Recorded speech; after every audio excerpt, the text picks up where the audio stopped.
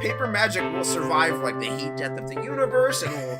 Oh, it's a smuggler's copter. Would you like to crew this? And then it crashes because they don't understand arithmetic. All your cards belong to me. 2 minutes into macing him in the eyeballs, I switched to pepper spray. He's like, it's all right, refreshing. And went back to the mace. Magic is dying. I'm done. Selling everything. I might be a hoarder. And yes. I don't have the crayons or glue to explain this to you right now. What, are you gonna die twice? Oil will be worthless before magic cards will. Well, okay, Dr. Man. That's Mr. Dr. Professor Jason. I think it's so beast mode that we have a new awesome card to name with Pithing Needle when your opponent's already dead on Moto. And it's like Old Fat Crow Can't See Me or something. Oh, yeah. The card names in this set are incredible. They're just like all things that Gollum called animals, right? Like nasty little rabbit or something. Probably, or it's just like prose descriptions of like the A verbatim most from the decrepit book. old bird. Yeah. Well, that's not though. That bird is done dirty. That bird has a name. Its name is Rorak, and it's the king of the ravens. So it was around from Thorin's grandfather's time. So honestly, they kind of did my most decrepit old bird a bit dirty. I will say I have to issue a correction. It's Old Fat Spider Can't See Me is the name of the saga. That you can now Pithing Needle or Demonic Consultation when you want to kill your opponent. I love this set. That's amazing. That is, of course, Bilbo taunting the spider in Mirkwood. Oh, also, Hobbit's so fun. Have we discussed the rise of Smaug? Have we discussed the $20,000 offer that became $25,000, that became $30,000? I believe the public transaction was for $30,000? The Desolation. I don't of Smaug. think we've talked That was about the movie. I'm sorry, that was my contribution to the conversation. Yeah. Go on. Yeah. That was good, Corbin. Thank you for your input. I That's really Smaug. appreciate it, man. Yeah, no, that's Smaug. He's impenetrable. He is magnificent. It seems like public perception on this card is that it's very good. $30,000 is a lot of money. I believe that is more than where the Soulstone settled, not counting graded copies. Obviously, they've gotten a little bit better now. There's 2 Infinity Stones. It is higher than the public offer for the Soulstone was at the time of the set's release. Sure. Or like at the same time point of the set's life cycle. $30,000 for the Smaug is higher than... Is it Smaug or Smaug? It's Smaug. It's Smaug. Okay. $30,000 for the Scourge is higher than the... than the Soulstone was at the same time with the set's life cycle. I mean, they confirmed the number on this one, which 500. No, it was fewer than 500, I believe. It says Just there will be under 500. approximately 500 gold Smaug Magnificent headliner. Oh, cards approximately was the weird wording there. I do remember the wording being weird, and approximately is such a specific word to like use They next to print a specific 500 number. and then QC some number out and call that good. Honestly, that's not a bad guess. That's Yeah. maybe Jesus. For what it's worth, and I believe this to be the only like pertinent information that's available on eBay sold at least. Cosmic Soulstone, last sale was a CGC Black Label for $60,000. That's a pop 3. Now my actual question is, what is a Cosmic Soulstone actually worth? It's really hard to tell. Not too much data available on it. But do we have the information for how many Soulstones were printed? Is that like a... They confirmed that there are fewer than 150 Mind Stones. Mind Stones, okay. And that was another one where they very weirdly said fewer than this number. They confirmed that on the debut stream from Marvel. And then I think all reasonable data points to the Soulstone having the same number of copies available. Sure. So they never made a public statement about the Soulstone, but then they said fewer than 150 Mind Stones. Given that, using the powerful tools at my fingertips via mtgband.com, I can see that Card Kingdom is offering $30,000 on a Cosmic the Soulstone, which is the same number that there's a public offer for Smaug at, and as we've just discussed, WotC has confirmed that there are more than 3 times as many, approximately, Smaugs as there are Soul Stones. That really makes you think. Yeah, the stones are part of a collectible set. Yep. So there are some number of Crypto Bros or Logan Pauls or New Money whatevers or somebody out there who makes enough to not care about that. So, like, I do think the demand overall for these Soul Stones would be higher than Smaug as just a armchair guess. So we've confirmed now through this conversation that we all agree that the Infinity Stones are probably more desirable and also have lower supply. So is Smaug overpriced on that buy list number, or are the Infinity Stones all underpriced? Because one of those things probably has to be true.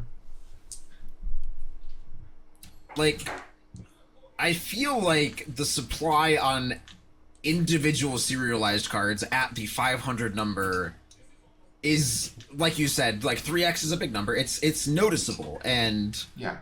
my gut would be that Smaug is overpriced at the moment. Mm-hmm. Like, On a long enough timetable, is any Magic card underpriced? Diamond Hands, Treasure Token Hands for Smaug. I have like one point of data here, which is that I own a serialized Skitherix. And Good for you, bud. thank you. I paid like $400 for it. The last two sold on TCG Player, and now there are none listed. Went for 700 and then 900. So that's something we know there was 500 of. It has gone up since its printing, despite there being many more, desirable and or more recognizable cards with 500 or fewer copies printed. Which is to say, maybe it just ends up going up because these are just going up because Magic's going to keep growing. I don't know. I mean, I think... Go ahead. My thought is, I am somebody who is interested in owning a Smaug. The problem is, 30k, too much money for me. I agree. Yeah. I think there's a real chance that there is a point in time where the card is cheaper, and then every person who's like me will buy them, and then they go back up to 30 eventually anyways, and by then the Soulstone will be 50 or whatever, because that's just how the market works. Well, and the Soulstone has more gas in the tank with other Marvel sets. Right.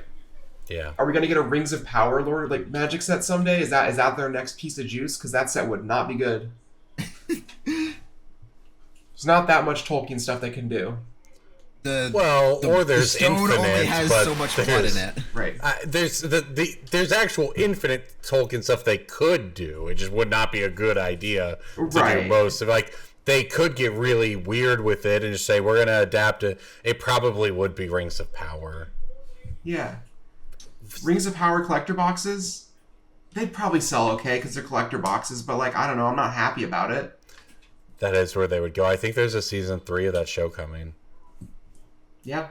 What is the premise of the show? Is this a prequel? Is this like I know it's the Lord of the Rings show. That's all I know. It's when it fudges some timelines, but it is telling the story of how the ring, like of Galadriel when she was a young elf, Elrond when he was a young elf, and how the Rings of Power were in fact formed, and how they say Sauron deceived them. You get to watch Sauron deceive them, and you get to watch the fall of Numenor, and so on. So it's this entire thing is just elf skill issue.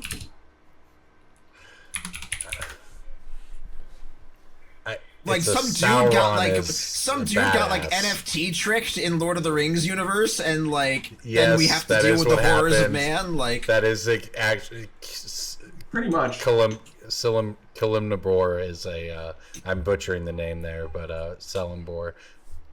Anyway, he does in fact get wide-eyed and doom all of Middle-earth. But hey, Sauron's good at this. That's the whole point of the show. Anyway, it's actually pretty cool. I don't like. It's hard to speak to like its quality as a like the first season got destroyed by the pandemic when they were shooting, so it's got some real noticeable flaws. But like, I feel like the timelines can upset you if you're a purist, but the actual character writing's pretty good. I haven't finished season 2, but like, I think it was pretty good. It's just nothing can ever live up to Peter Jackson, Lord of the Rings in people's minds, even though those also take huge liberties with the story and the timelines. So like, yeah, it just is what it is. You like it if you like it. Yeah. Lord of the Rings is, I'm really actually realizing I missed my chance to consult. Maybe I would have got rich. You missed your chance to consult? Well, you know, they like sometimes bring in consultants who like know about Star Trek, for instance, or whatever, right? Could be me. If they did that, they actually did that, I would have been in that building. I would have been in there. I would have been in there talking about how the actress who played 7 of 9 is the reason Barack Obama was president, okay? She is responsible. Jerry Ryan? Yes. For those who don't know. Her divorce was very public, and her ex-husband was running for, I believe, Senate in Illinois, and it was a big scandal because the divorce was for not good reasons, and he lost his first Senate race. Obama won his first Senate race against that guy, even though it looked like a doomed race before that, and that was the first rung on the ladder to Obama becoming president twice. So shout out to 7 of 9, I suppose. I don't know the YouTuber's name, but there's a YouTuber that Wizards, big into Tolkien lore, that Wizards announced that they had brought in for, you know, collaborations or whatever you want to call it. So pretty neat. Pretty cool. They put out some very corporate videos about the set, but hey, you get to see what a headliner Smaug looks like and check it all out. And here we are, The Hobbit this weekend.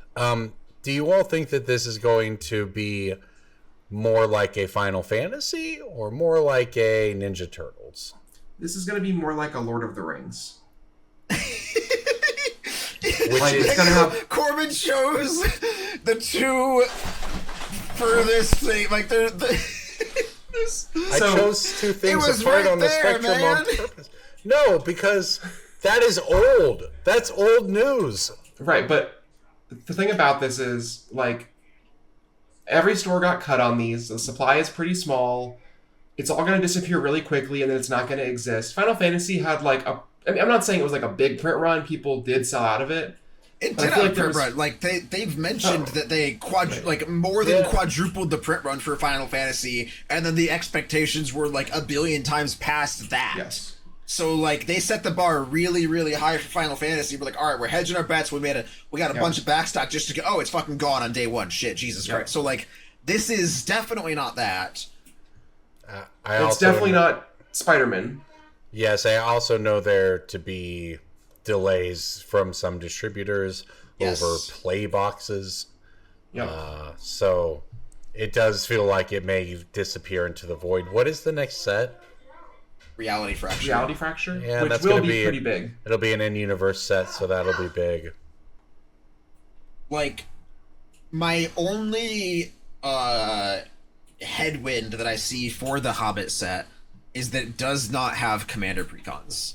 In sets that do not have Commander Precons, it's also a small set, right? Like, it is not... Fairly small, like, it is a small set without Commander Precons. Those are two historically strong headwinds against products being beloved and, like, long-lasting in the player base's eyes. Like, but everything else points to good. So that's only 188 unique cards, counting basics. Yeah, it is definitely a small set. And then you do have the box toppers, you have other various treatments. So, like, the cards you open in the set, it's not like an aftermath failure where, like, you're going to open a box and get 10 different cards throughout the whole box. Like, it's not like that. But, I mean... It feels like a proper execution of Assassin's Creed. Right? Assassin's Creed was like a half set. Right? Yeah. Also did not have commander decks. Right. I mean, again, like, this is definitely not Assassin's Creed in any way, but I'm saying it's like, it feels like this was a like a smaller drop release. Like this maybe earlier in its development was closer to an Assassin's Creed, and they were just like, wait, we can't be doing this. Yeah, they had time to turn the battleship and make adjustments for what a small set could be maximized as. Right. I can agree with that. I mean, like, they've confirmed a much more minimalistic return to New York style nonsense. Yeah. And every set on the 2027 calendar also looks like a banger. So, like, I know you are the biggest Star Trek lover known to humanity. I think that still might be the low point in the next year for, like, popular reception of the sets. Yeah, I can see it. I mean, the 2027 schedule looks exceptional. Also, I will say, having a set every 2 months feels very different than having a set every 2 months minus 1 week. Basically, right? The 7 sets this year really did, I feel like, throw things off a little bit. Every other month is a better cadence. Like, I feel like just in general, 2027 has some structural benefits that I mean, when might they released the schedule, even just all the initial comments on socials seemed to be like, oh, this is a much more cleaned up schedule. Like, 6 is smaller than 7. Like, we did it. Like, Corbin, your hands are wrong. What are you dog paddling? Like, you're up. No, because when you go instead of going 6-7, it was more like 7-6. So tempted to just leave the call. I know, that's right. Remember the time I banned Corbin from the server? Those jokes are for people who go to YouTube to watch the show. You just got to give them Easter eggs. 6 to 7 of them an episode.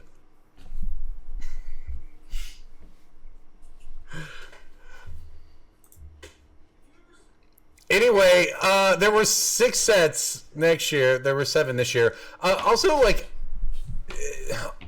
not that I think the pre-release promos themselves were a big deal getting removed, but the pace of releases and everything else, along with, hey, there's mystery boosters being thrown in here that people are getting previews for. It makes the release of a Magic set feel a lot less of an event than it used to be. I mean, we haven't even talked about the Mystery Booster Commander stuff. Yeah. Yeah, well, there's 40. Cool. There's 40 people in the store for us playing Magic on a Wednesday night, playing Commander. But then a new set comes out, and half of them don't even know, right? Like, it doesn't impact what they're doing with the game. And it's maybe, I know it's just a little bit of whiplash from being a boomer, but there is some danger in, just making it feel like a set release doesn't matter. Speaking of Mystery Booster Commander Edition, Corbin, mm-hmm. What do you think the price on a foil Secret Lair Princess Bride Battle of Wits is as of the time of recording, which is Monday, about 3:45 p.m. Eastern? $200. No, it's like there's a copy for $62 because someone hates money, and then there's a copy for $86. Okay, that's not as bad as I thought. I just saw some original. Maybe I saw someone's like clickbait yesterday or something. I mean, Odyssey foils are like $200 for the cheapest copies on TCG. All right, that might have been what I was. With a sale at $250 and $150. Holy smokes! Turn it down, Ben. Commander players don't mess around, man. Nope, not when they see something they want. Rule Breaker is a very cool mechanic that I think they only used 10% of its potential in this set. Yeah. Everyone got so mad when the first one they showed was... It was very complicated, like very wordy. The Otter, yeah. It's already been errated. At Day 0, got errated functionally. Changed, by the way. I don't know if you all caught that. Yes, you are allowed to play Mystic Retrieval. You are not allowed to play Ancient Grudge if you choose red. Yes. So, like, if you choose your color, your additional color for the Otter, it's color identity, not color. It works the way it should work. Now. So, probably the way most people assume it would work. Can we talk about the card Archazon? The villain from... which game was? I'm double checking my. He was the villain of the Microprose computer game that if you try and play it on more modern computers, you can't because it's the enemy movements are based on clocking speed, and modern computers make the game impossible to beat. Nice. That's what I'm told. But Archazon, the 5-color planeswalker with Lightning Bolt, Black Lotus, and Time Twister as his abilities, pretty cool. Yeah. I think that they could bring the conjure mechanic to paper Magic for real. Well, conjure is specifically for when you put a card into a zone that's not play, right? Yeah, but they could just make tokens for that and you bring extra sleeves. Like, that's fine. Adding tokens to your hand is a whole thing that No, Magic... you just, all you have to do is just create a thing in Exile that you can play. Right? Right, but like that is mechanically different than adding a monster to your hand. I know. Oh, so maybe conjure. Well, I guess you're right. Like the card I want is the 1-drop Merfolk that when you play it, no, but just because surprise. It's a well, right, because it's the one I see the most. But it's a perfect example of a card that you really wish could exist in paper. It's a 1-drop Merfolk that when it comes into play, you can exile a land or a Merfolk from your hand. If you do, conjure a tropical island into your hand. So like. The concept, you get to turn a land or a merfolk into a land, is not weird or complicated. It's just weirdly mechanically difficult to achieve in the game. Yes. Yeah. I guess is what I'm saying. But that's, you could do many things, and they dipped their toes into like the 3-drop that makes a Mutavault token. Yeah, but it makes a token that goes into play. I know. It is different. Like you'd have to either get weird with it or just create a special rule that says cards with the paper conjure mechanic are tokens that can be played from exile. I've often talked about how one of my least favorite things about seeing arena cards on social media is the psychic damage, knowing that I'll never play with them in paper. Yeah. With the exception of the mystery booster cards, all of the collectors are cubable. Ruby Collector is so good. And my favorite cube archetype, which is White Weenie. Yeah, like there are some the arena cards fall into 2 buckets. One of them is really neat designs you wish could exist in paper, and the other is really dumb pushed cards that are just blatantly overpowered for no reason other than to make the arena formats different. It's really silly. I am a very big fan of like 5 of the rule breakers. And then just, like, all the ones that are just, like, oh, you can play red, white angels or whatever, or, oh, you can play every color Phyrexians, just feel uninspired. The Battle of Wits one is design space cute. you have to touch on the first time around, right?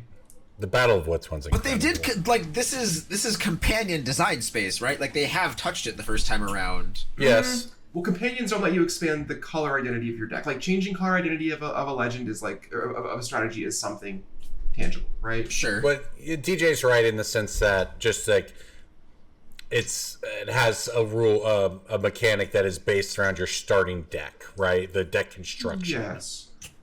Which is cool design space. I have to give them that. Well, instead of the thing about companion is you're restricting your deck design space in order to get an extra piece of cardboard. In this, you're choosing a worse piece of cardboard to expand your deck selection. It's a good way to put I think Malar, the next evolution, the green and 5 for a 10/10 rule breaker dinosaur mutant that says a deck with this commander can have any creature card with mana value 7 or greater of any color identity and any basic land cards. That card's sweet. I can play all the dinosaurs together, including the ones that are weird colors because they were in Jurassic Park. Oh, I'm just reading this one for the first time, actually. Oh, wow. That card's sweet. Man, there's still a bunch it doesn't cover, though, because they simultaneously... They started lowering the cost of the dinosaurs to make them more playable, so now they don't hit the 7 or greater requirement. A lot of good ones are 5 and 6.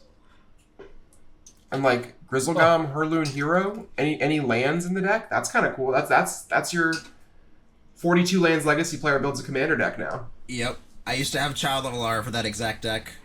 Yep. I got tagged a lot on socials for Selenia the Cursed Heart.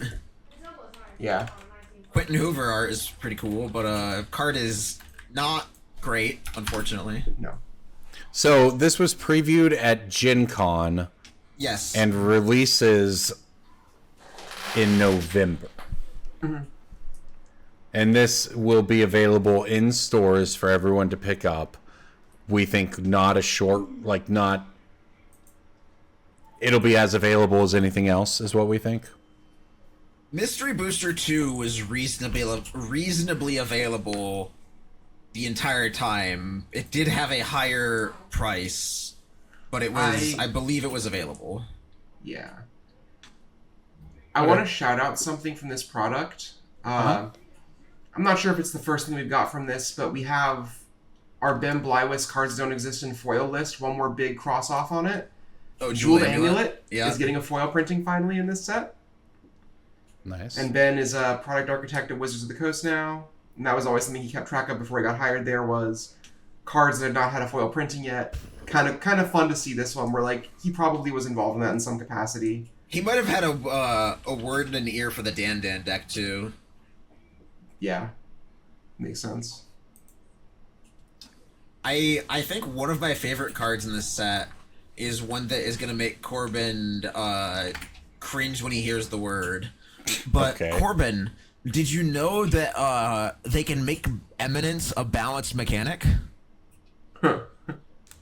There's a mono-black commander that says it's a 3-mana 3/3. Eminence, at the beginning of your upkeep, Sahir deals 1 damage to you. This ability triggers only if Sahir is in the command zone or on the battlefield. Whenever a source you control deals exactly 1 damage to you, and whenever a spell or ability you control causes you to lose exactly 1 life, put a +1/+1 counter on Sahir. If this is the second time this ability is resolved this turn, draw a card. Okay. So the commander That's itself weird. puts you on a clock as part of its design space. I And guess. it's unavoidable. You can give him lifelink. You can like do weird balancing shenanigans or like weird mechanical things to like work around it, or you can try to get to 0 life with some like lich effects or nonsense. But like Eminence is a mechanic that can be balanced around. Just because Edgar and Ur-Dragon are scary boom booms does not mean the mechanic itself is Olro broken. was the most hated commander for a long time. Sure. The wizard one is even more broken than all of the things we've named. But have we talked about Sidar Jabari of Jafir? Oh, the Eminence Knights one from March of the Machine? Yeah, like that. Yeah, that card's it came sweet. out and like no one blinked, but it has the word Eminence on it and it's fine. Like just because something is air quotes like uninteractable does not mean that the design space is inherently bad. It does probably mean that the thing that you are putting into that design space probably inherently works better as a drawback than a benefit. Like literally compare the card you Or you make it read restrictive, like to companion. Oloro. Like Yeah, but like it's like just compare the card you read to Oloro. You know, right, like that's just the way Oloro's that fault, yeah. not Eminence's fault. Yeah, that's a reasonable take, I think, yeah. But it is true that that is a good way to put it. Like, literally designing it to be a drawback is better. I don't like it as long as it's a reasonable drawback. And like I don't know. Ur-Dragon's That sounds like a fine cool card. because it's a 9-mana commander or whatever. Like they can balance these things accordingly. Yeah, it's reasonable. Very Miss Highwater. Okay. Miss Highwater, also a very fun card. 4 mana, 5/3 with Menace, also mono black, Demon Advisor, from the Davriel Kane novel. For all of you deep cut lore enjoyers out there, whenever Miss Highwater deals combat damage to a player who doesn't have a contract counter, they may discard their hand. If they do, they draw 7 cards and get a contract counter. For as long as they have a contract counter, when they lose the game, for each artifact and creature they controlled, you create a token copy of it. Pretty cool. This card's You make a so little cool. deal with the devil. Deal with the demon, I guess, technically. I love nonsense like this, even if it only works once or twice, because the stories it generates are beautiful.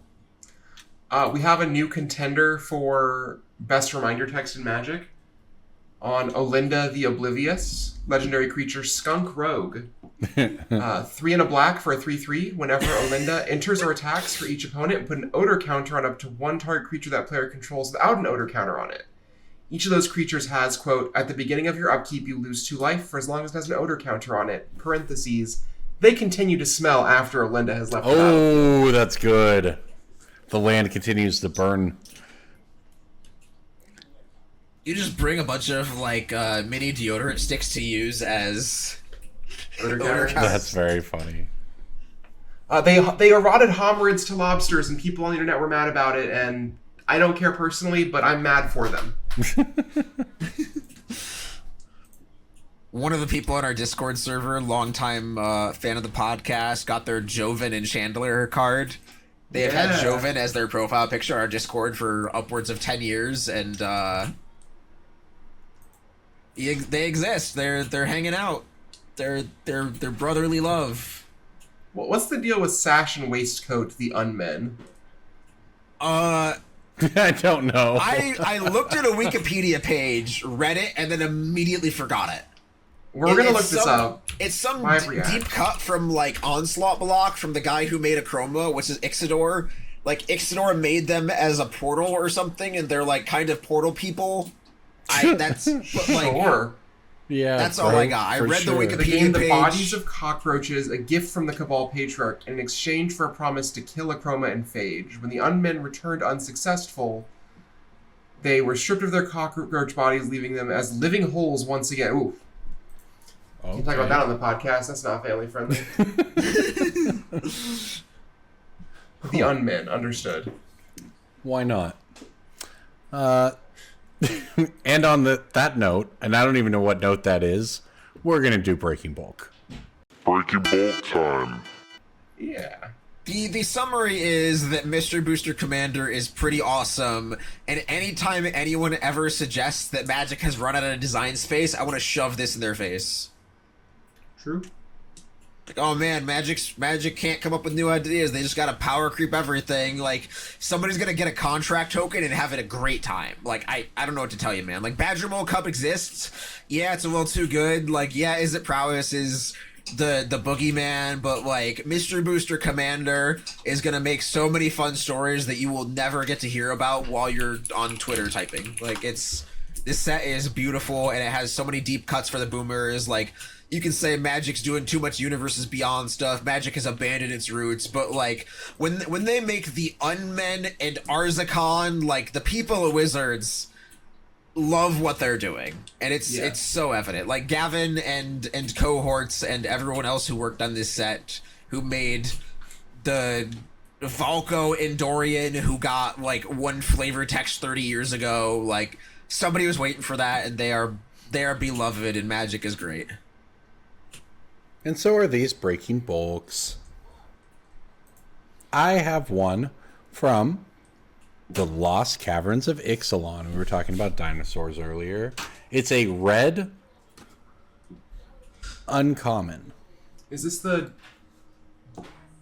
the do damage to a creature, get a pump spell? No. Is Diamond Pickaxe LCI?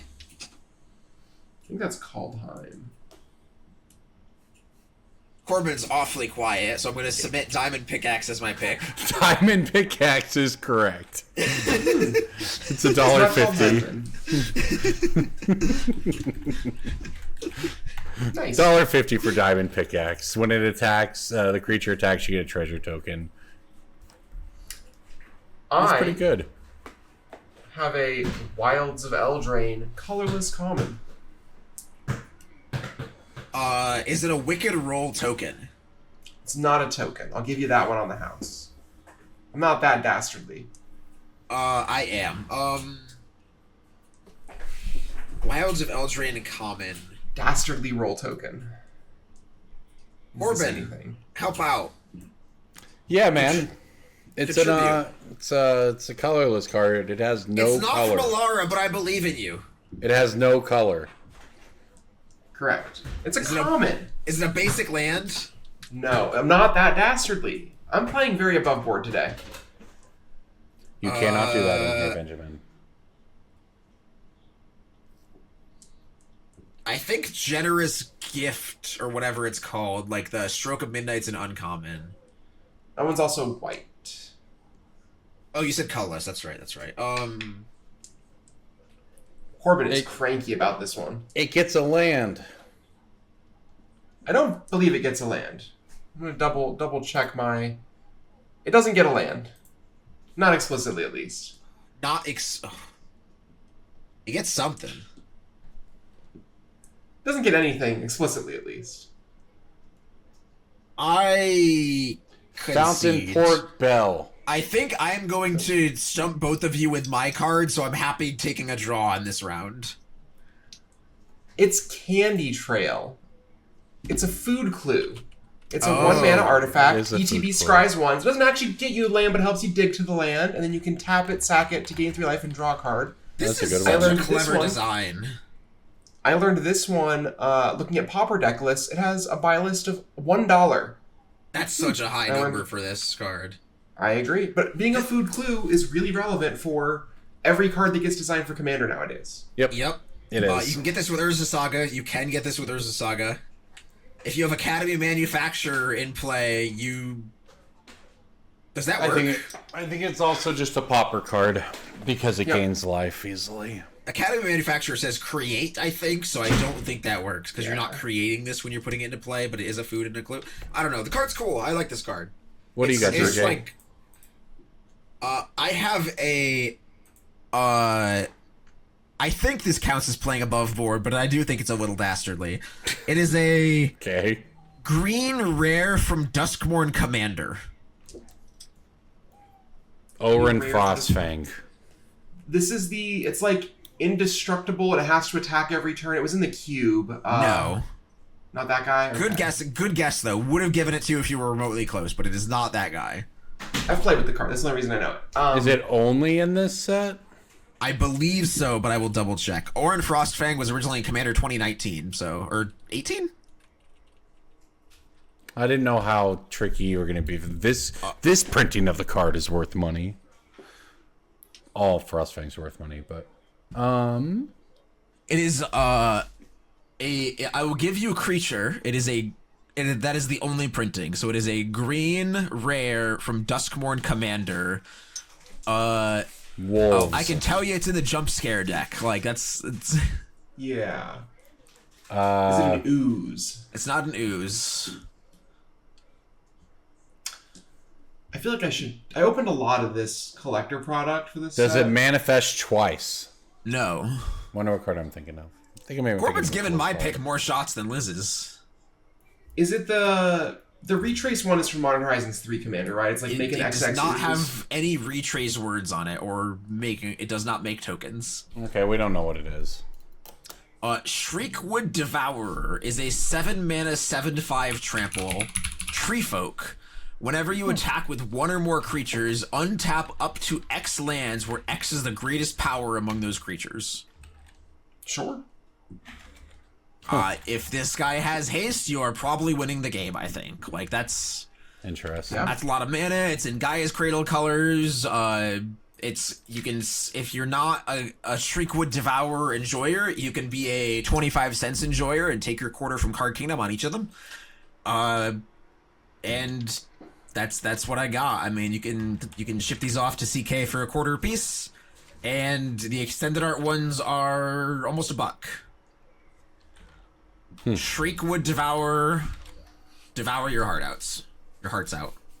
Yeah, take your quarter while you can get them. This doesn't seem like a particularly special card. I think this is the ideal card that person buys because it is under $1 card. Sure. You have plenty of people playing budget deck lists, or oh hey, let's build the commander decks where you have to stay under $100 or under $200 or whatever. And I also think that if this card goes without a reprint for a while, it is kind of a breaking bulk of the week where the supply on this is low enough, it's innocuous enough, it's just another guy that does a thing, but the thing's powerful. I mean, if you look at Pathbreaker Ibex, how's our goat doing right now? Pathbreaker Ibex on MTG Ban is a $15 card for the most affordable version, that was in a commander deck 10 years ago, and then it's only gotten a couple of secret layers and special guests since then. Like, that is a similar, like, 6-mana green idiot that does a thing when it attacks that kind of wins you the game, and, like, look where that guy is at now. Yeah, that's all very reasonable. It's been a busy couple of weeks for Secret Lair. There was Stardew Valley Secret Lair that released last week. The International Women's Day Secret Lair that just ended its run yesterday, as the time of recording. And there is also the Miku deck, which was just confirmed to be print to demand for a 24-hour period. Yeah, this is a lot of Secret Lairs releasing at once, which is kind of par for the course now, but the Stardew Valley drop was a air quotes normal Secret Lair, and that like some of them sold out. I expect it to do well over time. It only has one unique mechanical card that is not a very good card, but like the reprints are fine. It's the kind of thing where if you just have extra money laying around, it's fine to put into it. If you like the IP and you were just like, I like Stardew Valley, I want the cards, great, buy it. I don't think you can go wrong with that.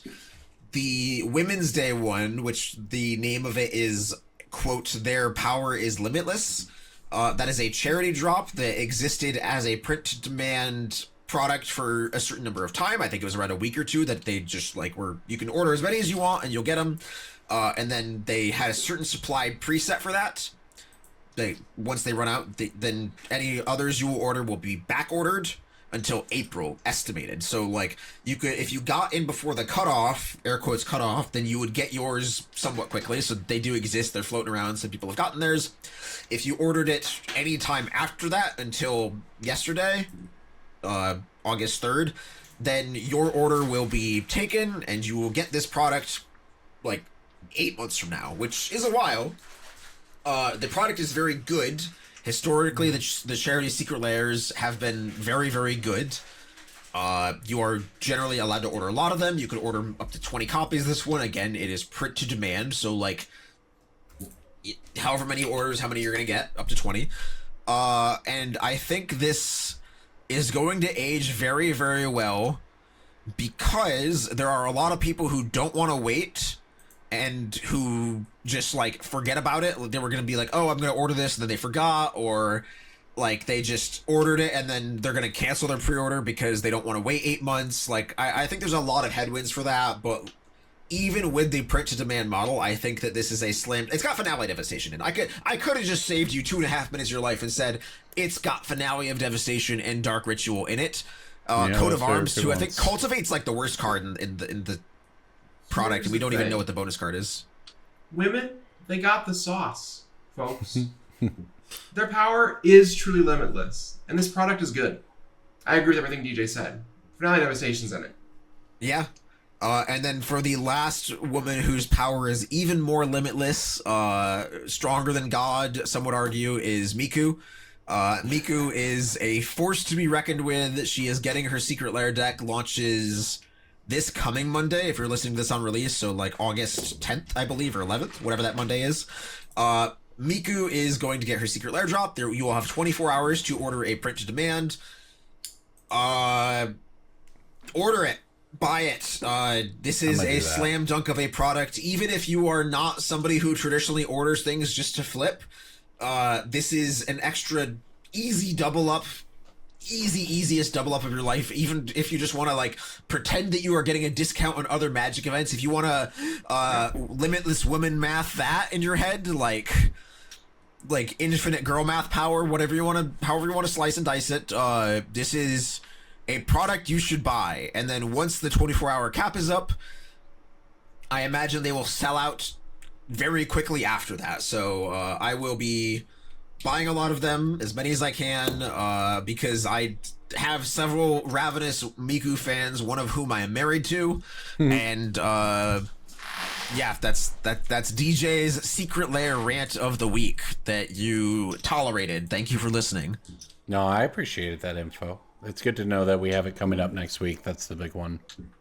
If you noticed a trend among all of those, it was just like, yeah, the product's good, buy it. Secret Lairs are just that nowadays. Like, you can argue that there are some who are massively overprinted and are, like, somewhat misses. Like, the Garfield one is presumably just has, like, really higher supply than the rest of the cat ones. Like the Deadpool one, the SpongeBob one's aged like okay, but even now, like a year or two later, people are buying the SpongeBob ones for like over $100 a piece because they're gambling on Smothering Tide being $1,000. Like the secret lairs are just good as a whole.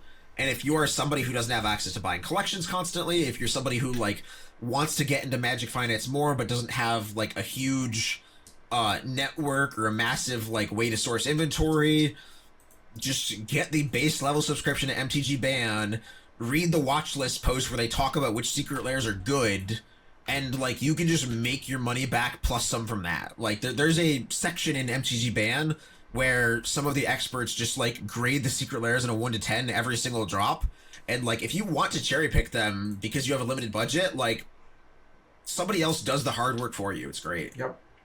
Yeah. All right. Well, check that out. And while you're there, you can look at these picks of the week we're going to drop before we get out of here. As always, Pick of the week, pick of the week, pick of the week. Time for the pick of the week. I'm going to go back to the Lost Caverns of Ixalan Well, because I was looking at this set earlier. And there's a mythic in that set that ate a couple of reprints. Rather, ate a reprint this year in Commander lore when Eclipsed. Dropped a little in price, but has been climbing since.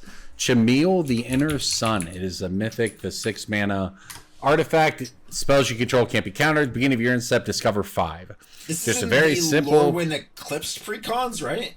I think. I think so. Yes.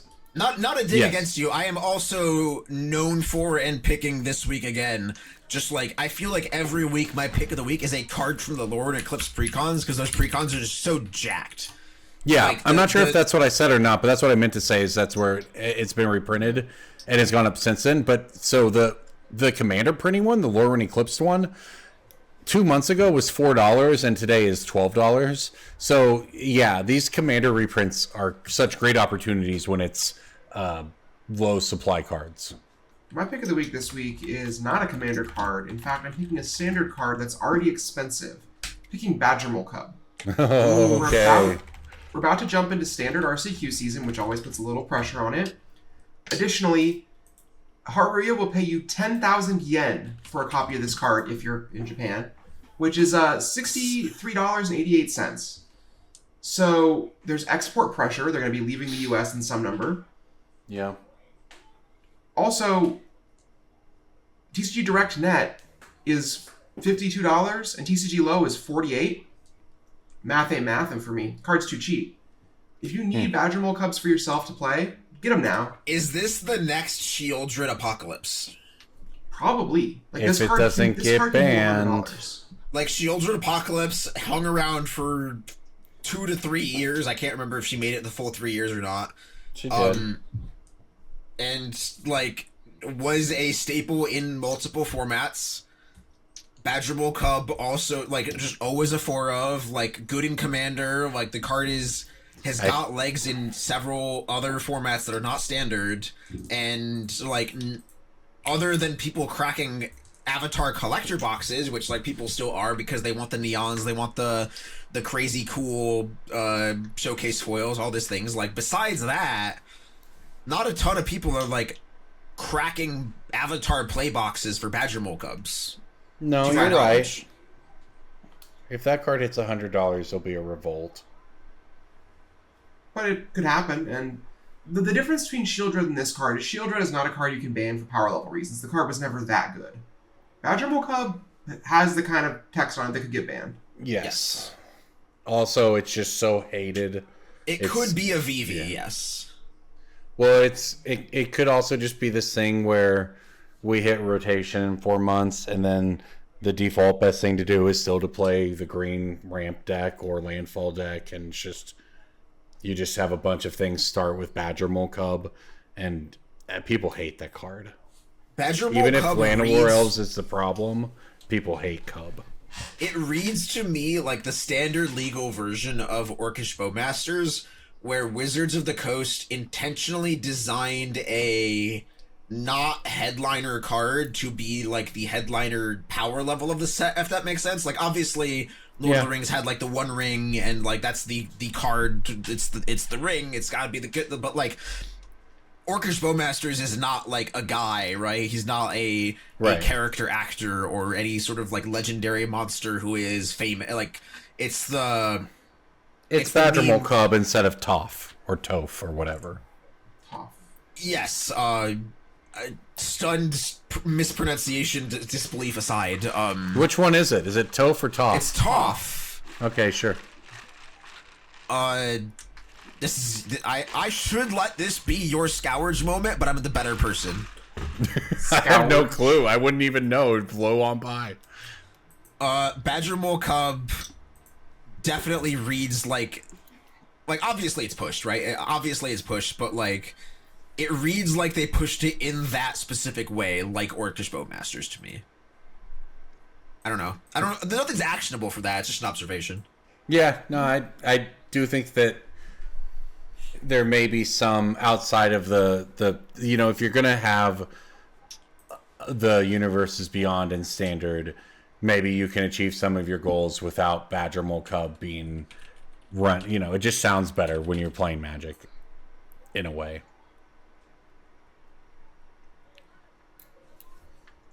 Sure. Oh, right. I have a pick of the week to do. My pick of the week is also from the Lorwyn Eclipsed Commander Precon, because that Precon has things like, there's two Precons. There's the 5-color one, and there's the -1/-1 counter Jund color one. This is from the latter. They put Vraska Betrayal's Sting in the Jund deck, y'all. That is a 6 mana asterisk 5 mana because of Phyrexian mana Planeswalker. It's Vraska. Comes in with 6 loyalty. It lets you draw a card and lose life and proliferate. It turns things into treasures, yours or theirs, and then it can give somebody up to 9 poison counters. If they're at fewer than 9 poison counters, they go to 9, and then if Vraska's alive next turn, she just kills ya. This card is 80 cents market price. Like, that's crazy. It was more than that before the reprint. Mm-hmm. It's just a reasonably powerful commander card. Like, people like doing proliferate things. Contagion Engine has always been worth money because it's just like a colorless way to do the thing. Yep. This is black, so it's a little more restrictive, but it's a Planeswalker. People like Planeswalker. Like, I don't know.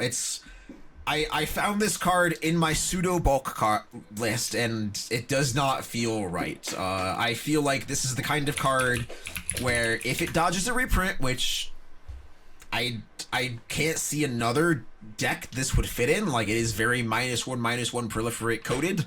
I don't know, maybe they give it a mystery booster reprint and I'm sad, but I would love to own a bunch of these for 50 cents and put them in a drawer somewhere. Yeah, it's got a couple different avenues to going up in price, right? It could go up when you have Vraska-centric theming. It could go up when you have Phyrexian-centric theming. It has the ability to spike because of proliferate.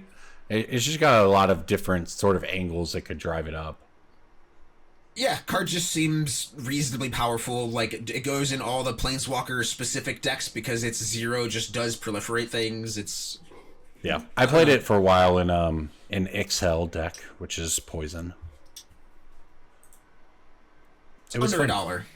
I had the Phyrexian language one, and I always had to look it up, and I realized that maybe they should have just got an English one. Or learn to read Phyrexian, because I could never remember what it did. Corbin is going to learn to read Phyrexian and do the MTG ban pitch in Phyrexian before the end of 2026. Do you think they have that one on Audible? No, not Audible. Duolingo? Yeah. Probably, yeah.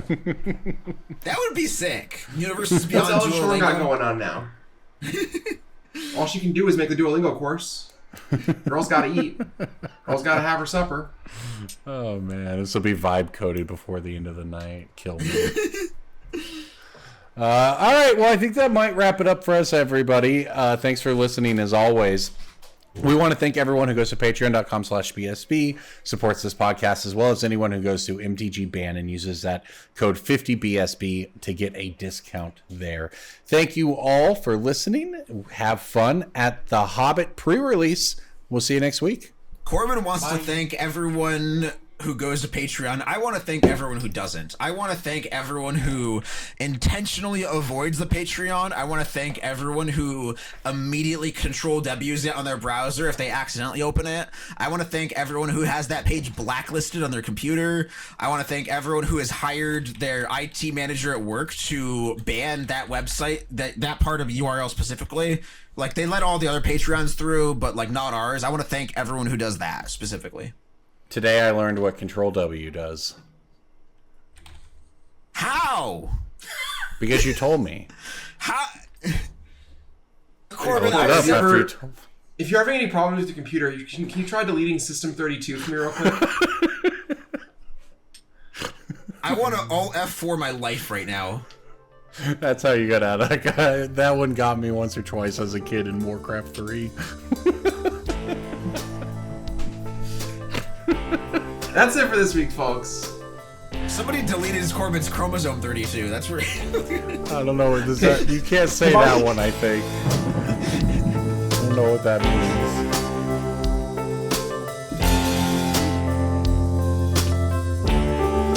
Yeah.